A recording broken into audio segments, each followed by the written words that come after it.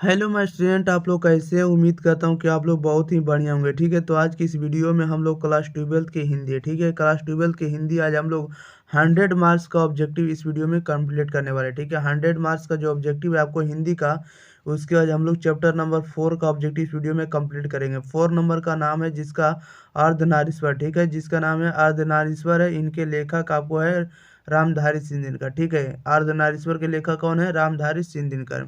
इसके आज हम लोग 29 ऑब्जेक्टिव इस वीडियो में कंप्लीट करेंगे। ठीक है, मोस्ट इंपॉर्टेंट ऑब्जेक्ट जो भी आपको ऑब्जेक्टिव पूछा हुआ है सारे के सारे ऑब्जेक्टिव कंप्लीट करेंगे। और आपको बता दें कि ये जो आपको वीडियो है ये आपको साइंस के लिए भी है और आर्ट्स के लिए भी है और आपको कॉमर्स के लिए, ये तीनों स्ट्रीम के लिए आपको हिंदी का ऑब्जेक्टिव है। ठीक है, साइंस हो, आर्ट्स हो, कॉमर्स हो, ये तीनों के लिए सफिशियंट ऑब्जेक्टिव रहने वाला है। ठीक है, इसलिए आप ये जो वीडियो आप लोग तीनों स्ट्रीम के पास शेयर करिएगा। अगर आप लोग इस चैनल पर पहली बार आए, चैनल को आप लोग जरूर सब्सक्राइब कर दें, वीडियो को आप लोग जरूर लाइक कर दें। ठीक है, इसका पीडीएफ आप लोग को फ्री में टेलीग्राम चैनल पर एग्जाम प्री पर अपलोड करा दिया था। ठीक है, वहां से जाकर आप लोग डाउनलोड कर सकते हैं, इसमें कोई दिक्कत नहीं होगी। ठीक है, अब देखिए आपको बता दें कि प्रत्येक आंसर 3 से 4 सेकंड के अंदर आप लोग को कमेंट बॉक्स के अंदर बताते चलना। ठीक है, और यह भी बता दें कि अगर आप लोग chapter number 1, chapter number 2, chapter number 3 का वीडियो आप लोग नहीं देखें तो आप लोग जाइए पिछले वीडियो वाले सेक्शन में जाइए, वहां पर आप लोग जरूर जाकर देख लिए। ठीक है, ताकि आपको 100 मार्क्स का ऑब्जेक्टिव आपको इस वीडियो में याद हो जाए। ठीक है,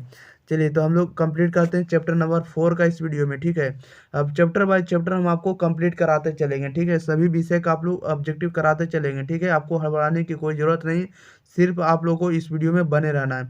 और ये जो वीडियो आप लोगों को 7 बजे शाम को अपलोड करा दिया जाएगा। ठीक है, 7 बजे शाम को आपको वीडियो देखने को मिलेगा और 7 बजे सुबह को आपको एक वीडियो देखने को मिलेगा। 2 वीडियो आप लोगों को मिलने वाला। ठीक है, एक वीडियो आपको शाम को मिलेगा 7 बजे और एक वीडियो आपको 7 बजे सुबह को मिलेगा। दोनों टाइम आप लोगों को प्रोवाइड होगा। ओके, चलिए तो फर्स्ट क्वेश्चन की ओर हम लोग बढ़ जाते हैं। फर्स्ट क्वेश्चन में देखिए क्या कर रहा है।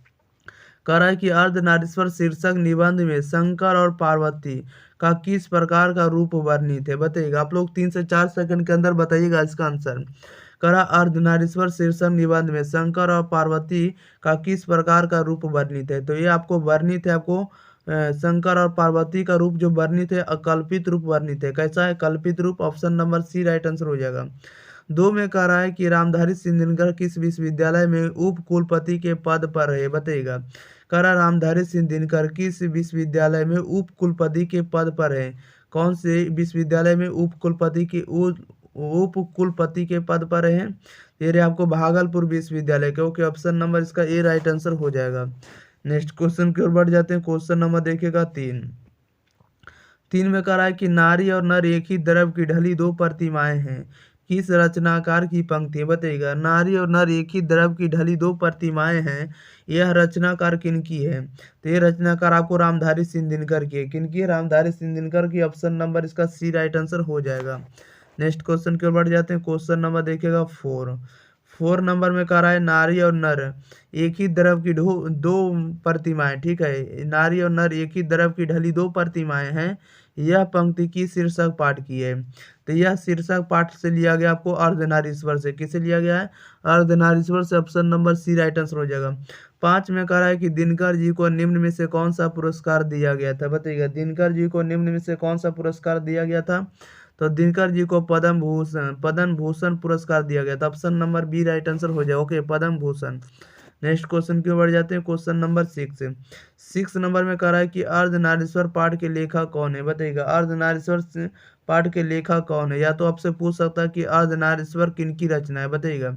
अर्धनारीश्वर पाठ के लेखक कौन है, या तो अर्धनारीश्वर किसकी रचना है? तो ये आपको रामधारी सिंह दिनकर की रचना है। ओके, अर्धनारीश्वर किनकी रचना है? रामधारी सिंह दिनकर की रचना। Option number B right answer हो जाएगा। 7 में कह रहा है कि रामधारी सिंह दिनकर की रचना कौन सी है? बताइएगा। रामधारी सिंह दिनकर की रचना कौन सी है? तो रामधारी सिंह दिनकर की रचना है अर्धनारीश्वर। कौन सी है? तो Ardhanarishvar. Option number D right answer हो जाएगा। नेक्स्ट क्वेश्चन की ओर बढ़ जाते हैं। क्वेश्चन नंबर देखिएगा 8 में कह रहा है दिनकर जी का जन्म बिहार के किस जिले में हुआ था? बताइएगा।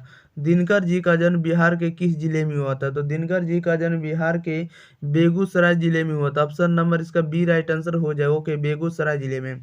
9 में कह रहा है कि रामधारी सिंह दिनकर के पिता का क्या नाम था? बताइएगा। रामधारी सिंह दिनकर के पिता का क्या नाम था? तो पिता का नाम था रवि सिंह। क्या था? Ravi Singh. Option number B right answer हो जाएगा।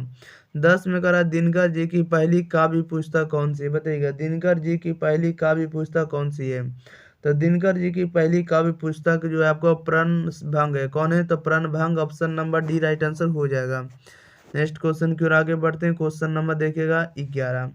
11 में करा दिनकर जी की पहली कविता किस पत्रिका में प्रकाशित हुई, बताइएगा। दिनकर जी की पहली कविता किस पत्रिका में प्रकाशित हुई? तो ये पत्रिका का नाम आपको छात्र सहोदर है। क्या? छात्र सहोदर, option number A right answer हो जाएगा। 12 में करा है दिनकर जी की पहली कविता कब प्रकाशित हुई, बताइएगा। दिनकर जी की पहली कविता कब प्रकाशित हुई? तो यह प्रकाशित हुई 1925 में, option number B right answer हो जाएगा। 13 में करा है निम्न में रामधारी सिंह दिनकर की रचना कौन है, बताइएगा। निम्न में रामधारी सिंह दिनकर की रचना कौन है? तो रामधारी सिंह दिनकर की रचना आपको उर्वशी है। कौन है? उर्वशी है, option number C right answer हो जाएगा। नेक्स्ट क्वेश्चन की ओर आगे बढ़ते हैं। क्वेश्चन नंबर देखिएगा 14। 14 में कह रहा है कि बुद्ध और महावीर ने नारियों को कौन सा अधिकार दिया, बताइएगा। बुद्ध और महावीर ने नारियों को कौन सा अधिकार दिया है? तो भिक्षुणी होने का अधिकार दिया, option number B right answer हो जाएगा। 15 में कह रहा है कि पुरुष जब नारी के गुण लेता है, पुरुष जब नारी के गुण लेता है तब वह देवता बन जाता है, किंतु नारी जब नर के गुण सीखती है तब वह राक्षस हो जाती है। यह किसका कथन है, बताइएगा। ये किनका स्टेटमेंट है? पुरुष जब नारी के गुण सीखता है तब वह देवता बन जाता है, किंतु नारी जब नर के गुण सीखती है तब वह राक्षस हो जाती है। यह किसका कथन है? इसका राइट आंसर बताइएगा। तो यह कथन है आपको प्रेमचंद्र का, option number C right answer हो जाएगा। नेक्स्ट क्वेश्चन की बढ़ते हैं। Question number 16। कह रहा है कि अर्धनारीश्वर का किस विद्या से संबंध है, बताइएगा। ये सब देखिए 2018, 2020, 2022 में पूछा वो क्वेश्चन है, ठीक है। अर्धनारीश्वर का किस विद्या से संबंध है? तो अर्धनारीश्वर का संबंध आपको एकांकी से, किसे? एकांकी से, option number C right answer हो जाएगा। 17 में कह रहा अर्धनारीश्वर शीर्षक पाठ में कौन स्वयं विरित बन गया और नारी को उसने कली मान लिया, बताइएगा। अर्धनारीश्वर शीर्षक पाठ में कौन स्वयं को विरित बन गया, स्वयं विरित बन गया और नारी को उसने कली मान लिया? किसने मान लिया? तो ये आपको पुरुष ने बोला गया, ऑप्शन नंबर इसका डी राइट आंसर हो जाएगा। ओके, नेक्स्ट क्वेश्चन की ओर बढ़ जाते हैं। क्वेश्चन नंबर देखिएगा 18। 18 नंबर में कह रहा है कि नारी तो हम हूँ करी तब ना किया विचार, जब जानी तब परिहरी नारी महाभिकारी। यह पंक्ति किस पाठ में है, बताइएगा।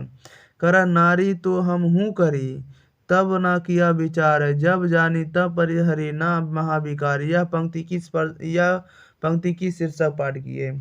तो यह पंक्ति आपको अर्धनारीश्वर से ली गई, option number A right answer हो जाएगा।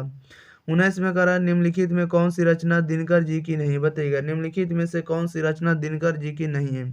तो दिनकर जी की रचना आपको उर्वशी है, रसीम रथी और कुरुक्षेत्र, ये सभी दिनकर जी की रचना। लेकिन क्वेश्चन में पूछ रहा है दिनकर जी की रचना कौन नहीं है? तो दिनकर जी की रचना आपको झूठन आपका नहीं है। ओके, ऑप्शन नंबर इसका सी राइट आंसर हो जाएगा। ओके, याद रखिएगा। नेक्स्ट क्वेश्चन की ओर बढ़ जाते हैं। क्वेश्चन नंबर देखिएगा आप लोग 20 में करा निम्नलिखित में कौन सी रचना दिनकर जी की, बताइएगा। निम्नलिखित में से कौन सी रचना दिनकर जी की है? तो दिनकर जी की रचना है Parshuram ki Pratiksha, option number B right answer हो जाएगा। ओके, 21 में करा दिनकर को किस कृति पर दिनकर को किस कृति पर भारतीय ज्ञानपीठ पुरस्कार प्राप्त हुआ? या तो पूछ सकता है कि ज्ञानपीठ पुरस्कार से सम्मानित रचना कौन सी है, बताइएगा। करा दिनकर को किस कृति पर भारतीय ज्ञानपीठ पुरस्कार प्राप्त हुआ? या तो ज्ञानपीठ पुरस्कार से सम्मानित रचना कौन सी है? तो ये आपको उर्वशी है। कौन सी रचना? उर्वशी, ऑप्शन नंबर इसका बी राइट आंसर हो जाएगा। उर्वशी पर आपको ज्ञानपीठ पुरस्कार मिला था, किनको? तो आपको याद रखना है, देखिएगा, दिनकर जी को, ठीक है, याद रखिएगा। नेक्स्ट क्वेश्चन की ओर बढ़ते हैं। क्वेश्चन नंबर देखिएगा 22 नंबर में देखिए क्या करा है। 22 नंबर में करा है कि युद्ध और शांति की समस्या पर लिखी गई काव्य कृति कौन सी, बताइएगा। युद्ध और शांति की समस्या पर लिखी गई काव्य कृति कौन सी है? तो युद्ध और शांति पर लिखा गया कविता जो है, काव्य कृति जो है आपका Kurukshetra, option number B right answer हो जाएगा। 23 में करा अर्धनारीश्वर कल्पित रूप है, बताइएगा। अर्धनारीश्वर जो है कल्पित रूप है, किसका कल्पित रूप है? तो शिव और पार्वती का, option number A right answer हो जाएगा। 24 में करा गांधारी थी, बताइएगा। गांधारी कौन थी? तो गांधारी जो थी आपको दुर्योधन की माँ थी, option number A right answer हो जाएगा। नेक्स्ट क्वेश्चन की ओर बढ़ते हैं। Question number 25। 25 में करा है कि प्रेमचंद्र थे, बताइएगा प्रेमचंद्र क्या थे, तो प्रेमचंद्र आपको कथाकार थे, क्या थे, कथाकार, option number B right answer हो जाएगा। 26 में करा दिनकर का जन्म कब हुआ था, बताइएगा दिनकर का जन्म कब हुआ था, तो दिनकर का जन्म हुआ था 26 सॉरी दिनकर का जन्म कब हुआ था, तो दिनकर का जन्म हुआ था 23 सितंबर 1908 को, option number A right answer हो जाएगा, 23 सितंबर 1908 को। ओके, क्वेश्चन नंबर 27 में करा दिनकर किस युग के कवि हैं, बताइएगा दिनकर जो है किस युग के कवि है, तो दिनकर आपको छायावादोत्तर युग के कवि है, option number C right answer हो जाएगा। ओके, दिनकर किस युग के कवि है, तो छायावादोत्तर युग। ओके, नेक्स्ट क्वेश्चन की ओर बढ़ जाते हैं। क्वेश्चन नंबर देखिएगा 28। क्वेश्चन नंबर 28 में करा कि संस्कृति के 4 अध्याय किसकी कृति है, बताइएगा संस्कृति के 4 अध्याय किसकी कृति है, तो संस्कृति के 4 अध्याय आपको दिनकर जी की कृति, ऑप्शन नंबर इसका डी राइट आंसर हो जाएगा। संस्कृति के 4 अध्याय आपको दिनकर जी की कृति, option number D right answer हो जाएगा। 29 में करा कौन सी कृति रामधारी सिंह दिनकर की लिखी हुई, बताइएगा कौन सी कृति रामधारी सिंह दिनकर की लिखी हुई, तो रामधारी सिंह दिनकर की लिखी हुई कृति आपको है शुद्ध कविता की खोज, option number A right answer हो जाएगा। ओके, शुद्ध कविता की खोज जो है दिनकर जी की लिखी हुई काव्य कृति। ओके, याद रखेगा। चलिए, तो इस वीडियो में हम आप लोगों से वादा किए थे कि 29 ऑब्जेक्टिव इस वीडियो में याद करा देंगे हैं, तो आप लोगों को 29 के 29 ऑब्जेक्टिव आपको याद हो गए होंगे, ठीक है। और आप लोग को बता दें कि इस चैनल पर पहली बार आए तो चैनल को आप लोग सब्सक्राइब जरूर कर दीजिएगा, ठीक है। और वीडियो को जरूर शेयर करिएगा, वीडियो को जरूर लाइक करें, ठीक है। और आप लोग जरूर कमेंट बॉक्स में बताएं कि आपको किस विषय पर या किसका आपको वीडियो चाहिए, कमेंट बॉक्स में जरूर आप लोग जरूर कमेंट करके बताएं। ओके, चलिए, तो मिलते हैं इसी के साथ अगले वीडियो साथ, होते अगले thank you for watching this video, धन्यवाद।